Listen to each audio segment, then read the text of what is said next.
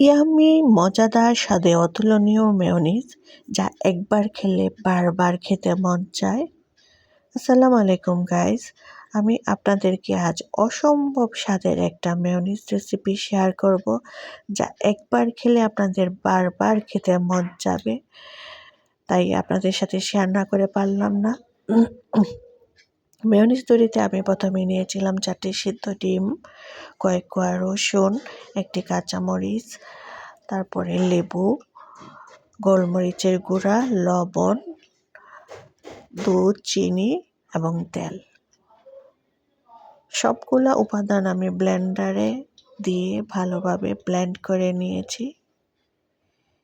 চিনি দিয়েছিলাম আমি 3 চামচ এবং দুধ দিয়েছিলাম আমি 2 চামচ। উপকরণ বেশি হওয়াতে আমি 2 বারে ব্লেন্ড করে নিয়েছি। তারপরে তৈরি হয়ে গেল আমার অসম্ভব মজাদার স্বাদের মেয়োনিজ। আশা করি আপনারা সবাই ঘরে ট্রাই করে দেখবেন। আল্লাহ হাফেজ।